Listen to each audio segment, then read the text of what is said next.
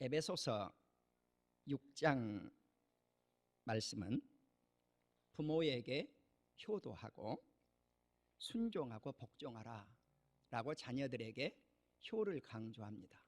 또 부모님은 자녀들을 훈계할 때 주님의 말씀 안에서 훈계할 것을 가리키고 있습니다. 그리고 종들은 일을 할 때 눈가림으로 일을 하지 말고 우리가 예수 그리스도께 섬기듯 일을 하라고 말씀을 합니다. 상전들도 마찬가지로 종을 부릴 때 주님이 우리를 아끼고 사랑하듯 그러한 심정으로 종을 대하라고 말씀을 합니다. 그리고 나서 오늘 읽었던 말씀 끝으로 이렇게 나와요. 그러니까 끝으로라고 하는 것은 5번째 말씀입니다. 첫째는 자녀가 부모님께 해야 될 일, 두 번째는 부모가 자녀에게 해야 될 일, 세 번째는 종이 상전에게 해야 될 일, 네 번째는 상전이 하인에게 해야 될 일, 그리고 5번째가 끝으로예요. 이 끝으로라고 하는 그 의미가 여기에 들어 있습니다. 자, 그렇다면 이 끝으로 이 5번째가 어떤 교훈을 주고 있는가? 세상의 악의 세력들의 권세 잡은 자들이 있는데 그 악의 세력들의 권세 잡은 자들을 대적하라, 그리고 마귀들과 대적하라고 말씀을 합니다. 우리가 이 세상을 살아갈 때 주적을 알아야 됩니다. 그런데 주적이 누군가? 악의 세력의 축이라는 것입니다. 악의 세력의 축. 그러면 그 악의 세력의 축이 누군가는 거죠. 자, 그것을 먼저 이해하고 두 번째는 마귀라는 거예요. 우리의 적이. 그래서 우리가 성도끼리 싸우는 것, 이것은 주적의 대상을 잘못 정한 거죠. 예. 성도와 성도는 주적이 아니에요. 목사와 장로는 주적이 아니단 말입니다. 목사와 성도는 주적이 아니에요. 성도와 성도는 주적이 아니에요. 예수 그리스도 안에서 하나 되어야 될 한 몸들이죠. 한 지체들이죠. 예수 그리스도는 몸 안에서 한 지체들이에요. 그래서 우리는 오늘 날마다 우리가 영적인 무장을 해야 되는데 어떻게 영적 무장을 해야 될 것인가? 날마다, 시간마다, 분마다, 초마다 영적인 무장을 하라고 말씀을 하고 있습니다. 그러면 예수 그리스도 안에서 주님의 능력의 힘으로 강건하여지고 마귀의 괴계를 대적하기 위하여. 괴계라고 하는 게 뭘까요? 간사하게 속이는 꾀예요. 그러니까 마귀는 언제든지 우리에게 접근을 할 때 간사하게 접근을 한다는 거죠. 악의 축의 세력의 정부도 마찬가지예요. 악의 축의 세력들의 권력자들도 마찬가지란 말입니다. 백성을 꼬이는데 간사하게 꾀임으로 백성을 꼬여요. 그렇기 때문에 이제 주적의 개념을 우리가 조금 후에 말씀을 드리겠습니다. 성경적으로 우리는 우리의 주적과 싸워서 이기기 위해서 하나님이 영적으로 전신갑주를 입으라. 이제 카리스 주석은 이 말씀을 완전 무장을 하라고 그랬어요. 완전 무장을 하라. 영적인 의미죠. 그런데 이 영적인 의미의 완전 무장을 군인으로 묘사를 한 거예요. 군인들이 무장을 할 때 그것을 예화를 들어서 발끝부터 머리끝까지 어떻게 영적으로 무장을 할 것인가. 저 발끝부터 이 머리끝까지. 우리는 이 세상에 살면서 조금 전에 말씀한 대로 주적을 알아야 승리할 수 있다고 하는 것은 자명한 일이라는 거예요. 명백한 일이라는 거예요. 우리는 인간입니다. 인간은 연약함을 가지고 있는데 우리의 싸울 대상은 혈과 육이 아니에요. 그래서 혈과 육, 뭘까요? 혈은 피지 않아요? 육은 육체지 않아요? 누가 육체를 지니고 있고 누가 피를 지니고 있어요? 인간이죠. 인간이죠. 인간의 생명은 유한성을 지니고 있어요. 한계가 있다는 거죠. 70세면 70세, 100세면 100세, 한계점이 있죠. 언젠가는 인간은 죽을 수밖에 없는 유한의 존재입니다. 그러나 마귀는 어떻습니까? 마귀가 죽어버립니까? 아니요, 이건 영물입니다. 타락한 천사요, 사탄 마귀요, 영이요. 그래서 이러한 영물은 유한한 존재라는 거죠. 자, 그래서 우리의 싸움의 대상이 유한성을 지닌 인간이 아니라 무한성을 지닌 사탄의 세계라는 거죠. 자, 이 사탄은 어둠의 세력들입니다. 예수님을 빛으로 여기죠. 예수님이 이 세상에 오셨는데 어둠이 왔다고 말씀을 합니다. 어둠이 뭘까요? 세상이에요. 어둠이 왔는데 빛 대신 예수님을 아무도 인정을 잘 안 해줬죠. 오늘날도 이스라엘 백성들, 유태인들은 하나님을 인정하면서 예수님을 인정하지 않지요. 그래서 이렇게 어둠의 세력들, 그들이 우리의 주적이라는 것입니다. 자, 그러므로 오늘 우리는 이 어둠의 세력들을 먼저 이해를 해보려고 합니다. 어둠의 세력들, 누굴까요? 쉽게 말하면 공산주의자들입니다. 자, 어둠의 세력들의 권세 잡은 자가 누구겠어요? 공산주의예요. 우리가 다 알고 계시지만 아주 쉽게 공산주의를 한번 생각해 보십시오. 사유재산권을 인정하지 않지요. 그리고 공유재산을 가지고 많은 사람들이 평등하게 나누어 쓰자 그러죠. 지금 중국을 한번 보십시오. 중국에 난리법석 사태가 벌어졌죠. 인민들을 생각합니까? 백성들을 생각합니까? 정말로 생각합니까? 모든 재산권을 공유하고 있습니까? 북한의 공산주의자들이 인민을 생각합니까? 평양 시민하고 평양 밖에 인민들하고 차이는 어마어마한 차이를 지니고 있죠. 세계는 선을 그래도 추구하겠다고 하는 민주주의 국가와 악을 추구하고 있는 악의 세력인 공산주의와 대립을 하고 있는 것이 현실의 세계입니다. 성경에서 적그리스도를 정의할 때 요한일서가 그 답을 잘해주고 있는 것을 알 수가 있습니다. 요한일서 2장 22절에서 아주 쉽게 밝히고 있습니다. 예수 그리스도를 부인하는 자마다 적그리스도니라. 자, 하나님 아버지를 부인하고 예수님을 부인하면 적그리스도입니다. 로마서 1장을 보면 하나님의 자리에 사람이 앉아있고, 하나님의 자리에 짐승이 앉아있고, 하나님의 자리에 새떼가 앉아있고, 하나님의 자리에 벌레가 앉아있고, 또 요한일서 4장 1에서 6절을 보시면 진리의 영과 미혹의 영을 구분하는 법이 잘 소개되어져 있습니다. 사랑하는 자들아, 예수 그리스도를 믿는 우리 성도인들에게 그 이름을 부르고 있습니다. 영을 다 믿지 말고 영들이 하나님 앞에 속해 있는지 분별을 하라. 여러분, 세상을 잘 분별하시기를 바랍니다. 주님은 요한일서 4장을 통해서 우리에게 말씀을 합니다. 사랑하는 자들아, 영을 다 믿지 말아라. 영들이 하나님께 속했는가 분별하라. 이 세상에는 많은 거짓 선지자들이 세상에 나와서 존재하고 있다는 것입니다. 그러면 거짓 선지자가 뭔가? 예수 그리스도께서 육체로 이 세상을 오셨다고 하는 것, 그것을 시인하는 영마다 하나님께 속했지만 예수님이 육체로 이 세상에 오셔서 십자가를 지시지 않았다고 그렇게 증언을 한다면 가짜라는 것입니다. 예수님을 시인하지 않는 자, 이 사람은 하나님께 속한 것이 아니라 적그리스도의 영이라고 말씀을 했습니다. 주님이 말씀을 합니다. 적그리스도가 벌써 이 세상에 와 있다고. 그래서 사랑하는 자녀들아, 너희는 하나님께 속하였고 적그리스도를 이기었느니라. 왜냐고 하면 너희 안에 예수 그리스도께서 존재하고 계신다는 사실입니다. 나는 오늘 이 말씀을 통해서 우리가 싸워야 될 대상을 분명히 인식하는 우리 사랑하는 성도님들이 되실 수 있기를 주님의 이름으로 축원합니다.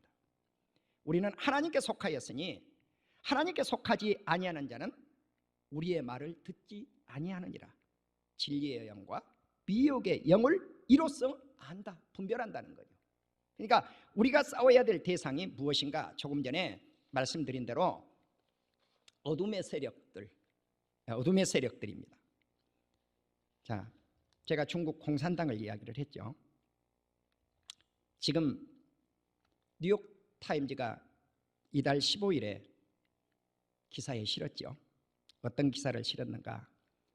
중국 공산당원들 약 9천만 정도 되는 9,200만이라고 나왔습니다만 뉴욕타임즈는 9,200만의 공산주의자들은 앞으로 미국에 여행할 수 없다, 전면 입국 금지, 전투령을 내릴 것이다라고 예고를 했습니다. 이 기사가 나간 후에 중국이 발칵 뒤집혔다고 합니다. 그럼 누가 뒤집혔는가? 공산당원들이 뒤집힌 거예요. 왜? 그들이 미국의 많은 자녀들을 유학을 시켰고 그들의 돈이 미국에 많이 들어있어요. 트럼프 대통령이 이것을 시행할지 안 할지는 모르겠습니다만 아마 시행할 확률이 많습니다. 여러분, 요즘 미국이 중국을 부를 때 뭐라고 부른지 압니까? 나라로 부르지 않습니다. 중공이라고 부릅니다. 뉴욕타임즈에도 그렇게 나왔습니다. Chinese Communist Party라고 하는 단어를 썼습니다. 커뮤니스트 파티, 공산당, 중국 공산당이라고 쓴 겁니다. 나라로 쓰지를 않았어요. 그들의 멤버, 그들을 이제 미국으로 들어오는 것을 막겠다고 하는 것입니다. 사랑하는 우리 성도 여러분, 세상 돌아가는 것을 우리가 좀 알아야 됩니다. 세상 돌아가는 걸 알아야 돼요. 내가 지난주에도 그 말씀 드렸잖아요. 중국이 지금 얼마나 천재지변을 당하면서도 그들은 깨닫지 못하고 있는 거예요. 사랑하는 우리 성도 여러분, 이제 우리가 싸워야 될 대상이 누군가? 마귀입니다. 마귀. 이 마귀는 영이라고 하기도 하고 뱀이라고 하기도 하고 사탄이라고 하기도 하고 그러죠. 계시록 12장 7에서 12절을 보면요, 하늘에서 전쟁이 일어났는데 이 영과 전투가 벌어졌어요. 누가 이길까요? 당연히 우리 하나님이 이기죠. 그러니까 땅으로 쫓겨 내려와요, 이놈들이. 그래서 그들과 함께 싸웠는데 역시 이 땅에서도 누가 싸우겠어요? 예수님과 싸우죠. 예수님과 싸우는데 마지막 어린 양의 피와 자기들이 증언하는 말씀으로서 이겼다. 여러분, 우리가 세상에서 이 마귀와 싸워서 이길 수 있는 건 예수 그리스도의 피예요. 그리고 하나님의 말씀이에요. 예수 그리스도의 보혈의 피가 있고 하나님의 말씀이 있으면 우리는 승리하게 될 줄로 믿습니다. 이제 그렇다면 가장 마지막에 어떻게 그러면 이 영들을 잡아 집어넣을 것인가? 계시록 20장 2절에 보면 영을 잡으니 곧 옓뱀이요 마귀요 사탄이라 잡아서 천년 동안 이놈을 꽁꽁 묶어서 나오지 못하도록 만든다는 거죠. 이것이 천년왕국입니다. 나는 그 천년왕국 시대가 다가오고 있다고 믿는 목사입니다. 세상은 악합니다. 악의 축과 싸웁니다. 이 영을 잡아서 옓뱀 무저갱에 집어 던졌단 말입니다. 그러나 천년왕국이 끝나고 마귀는 다시 잠깐 이 세상에 출현하고 하늘의 세계가 열려서 영원한 천국 시민이 될 그날이 올 것이라고 성경은 말씀을 합니다.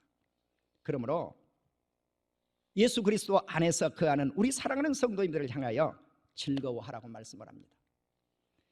사랑하는 우리 성도 여러분, 이제 오늘 이 본문은 우리의 적을 알았다면 어떻게 해야 될 것인가? 그들과 싸워서 이기려면 어떻게 해야 될 것인가?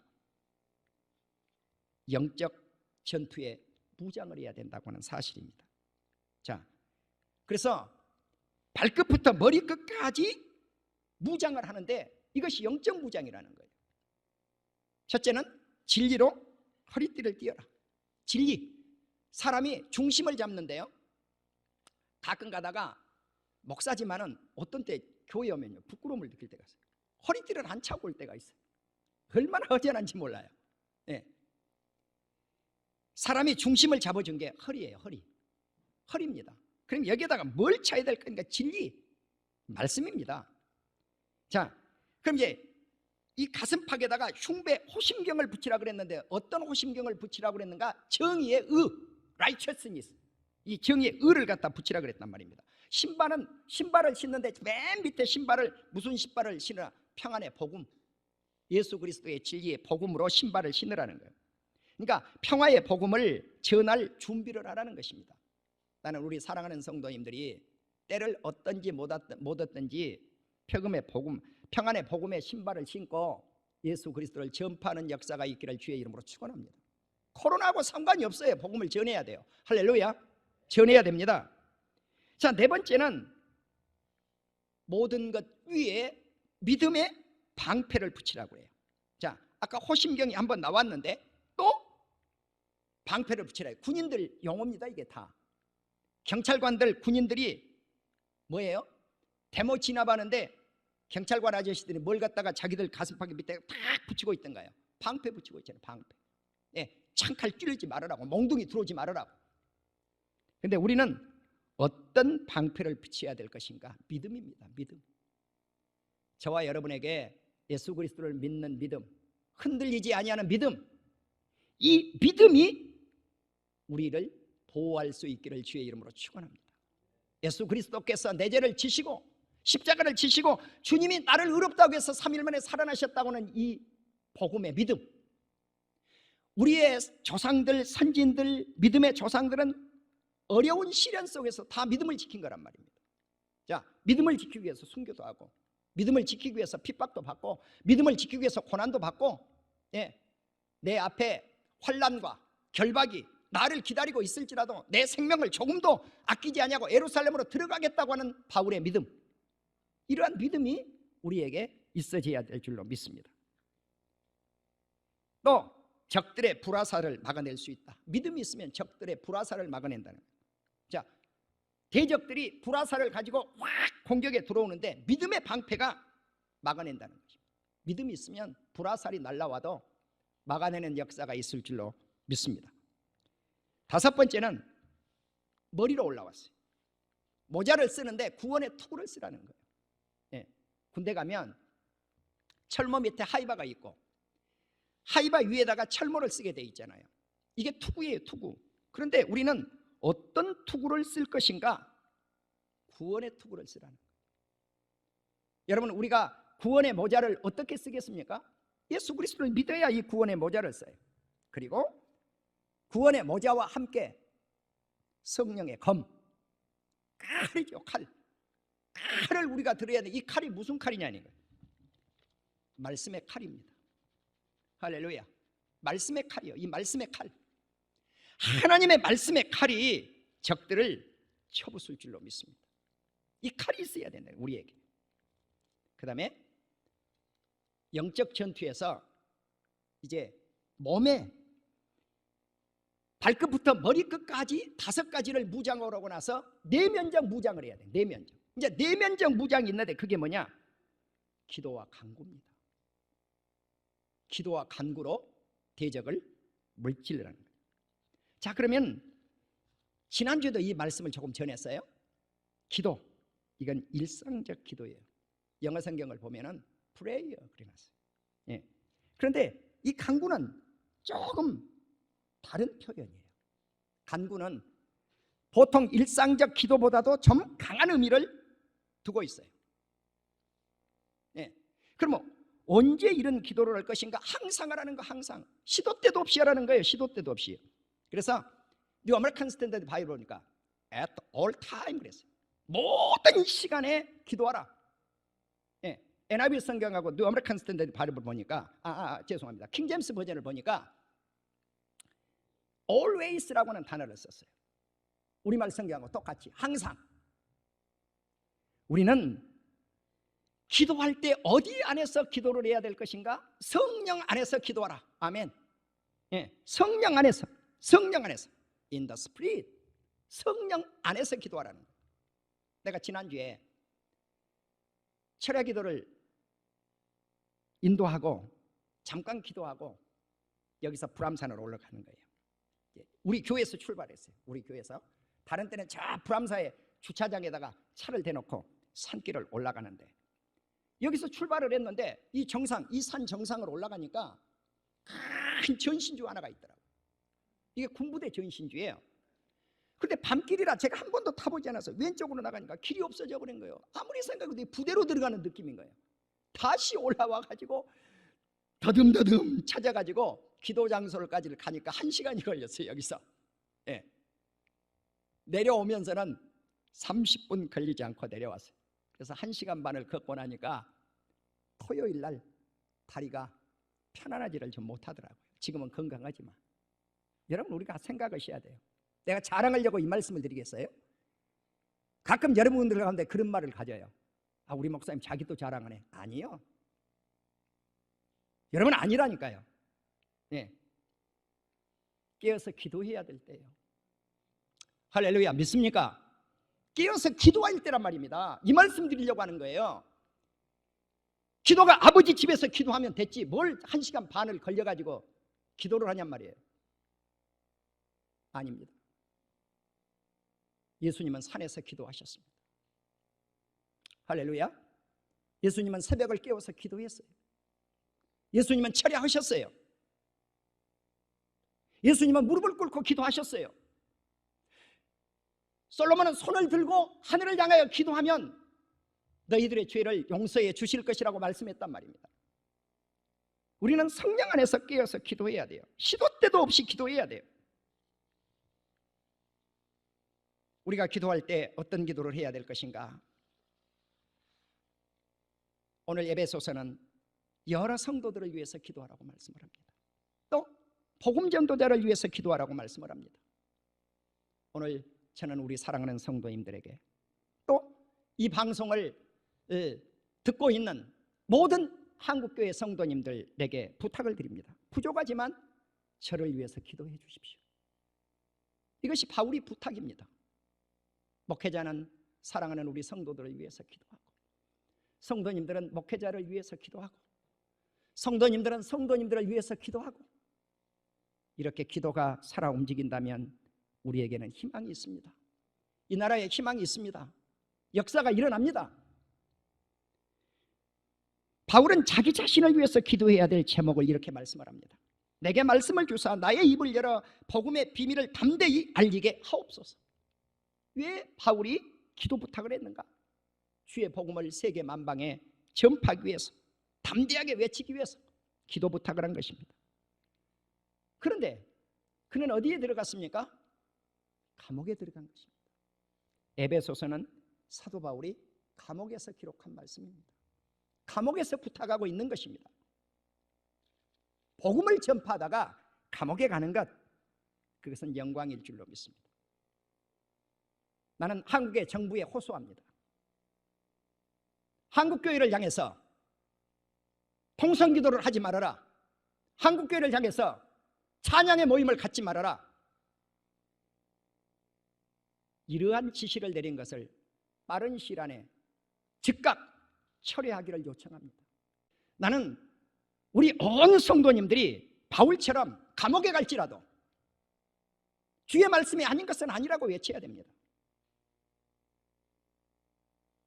나는 오늘 이 말씀을 통해서 사랑하는 우리 온 성도님들이 마귀와 싸워서 이기는 비결을 배우셨으니 전신갑주의 영적 무장을 하고 예수 그리스도 안에서 승리하시는 우리 온 성도님들이 되시기를 주의 이름으로 축원드립니다.